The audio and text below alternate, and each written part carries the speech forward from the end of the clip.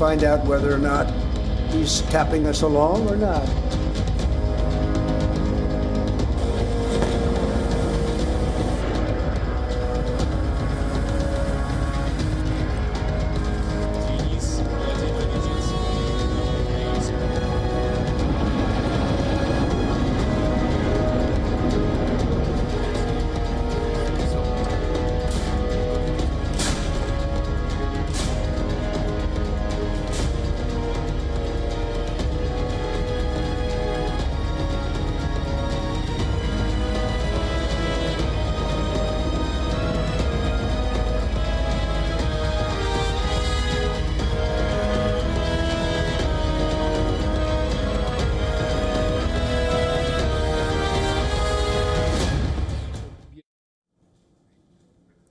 Our top focus on Gravitas today. Trump's 2-week clock is ticking. Is Putin using that time to press his advantage? That's the big question we are asking tonight on the show.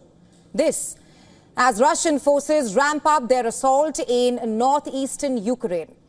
US President Donald Trump has effectively set a 2-week deadline for Vladimir Putin, warning of a different response if the Russian leader keeps stalling any kind of peace efforts between Russia and Ukraine. Do you believe the Russians are being disrespectful when they say that your criticisms of Putin are simply an emotional response? And do you still believe that Putin actually wants to end the war? I can't tell you that, but I'll let you know in about 2 weeks. Within 2 weeks, we're going to find out very soon.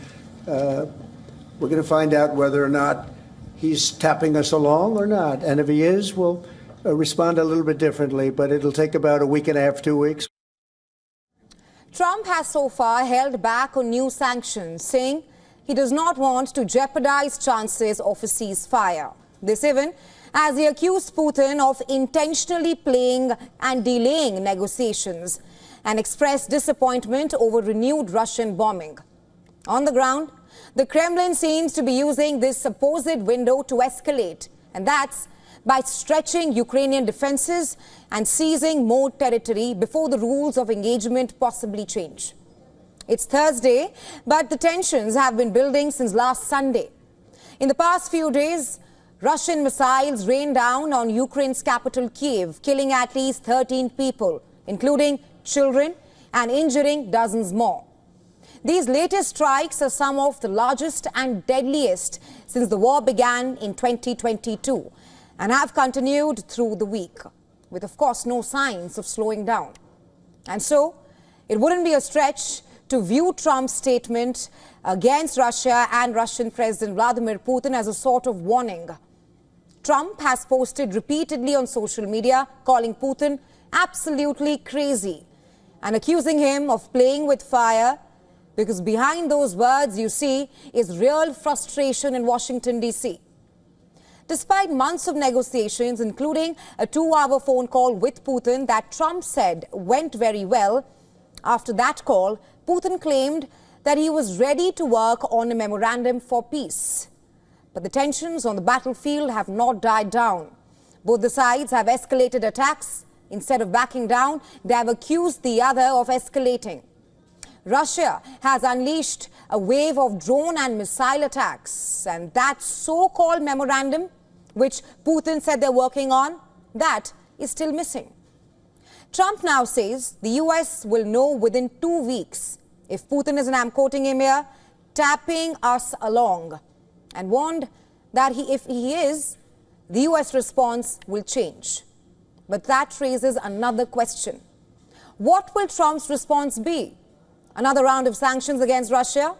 Well, that has not proved effective in the past. What's the guarantee it will work now?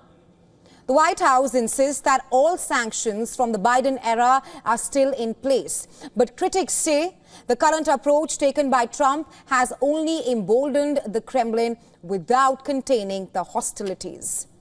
Even Trump's own remarks suggest doubt. He recently posted that something has happened to Putin, comments that the Kremlin saw as an emotional overload. This week, Trump's rhetoric has escalated again. He has said lots of bad things would have happened to Russia If not for his involvement, comments met with sharp rebuttals from Moscow.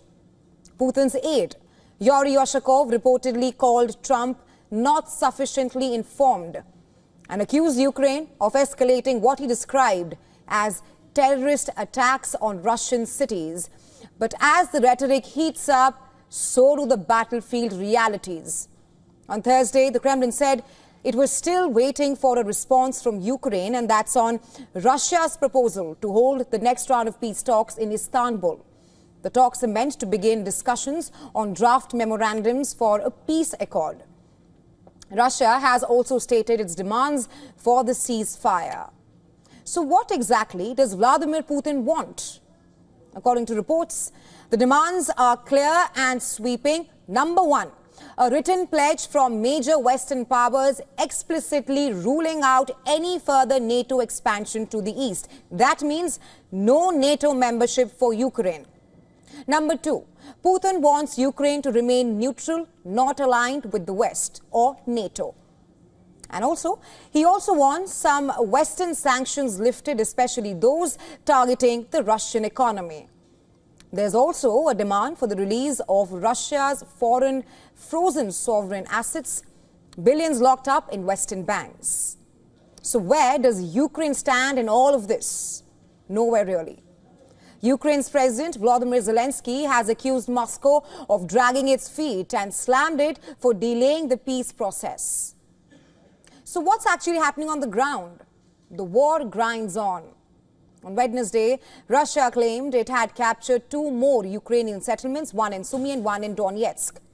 Ukraine responded with drone strikes targeting key Russian military industrial complexes that are a part of a broader drone war intensifying on both the sides. Russia says it intercepted nearly 300 Ukrainian drones overnight across multiple regions. Kiev, meanwhile, says it shot down 71 out of 88 drones and 6 missiles launched by Russia just hours earlier.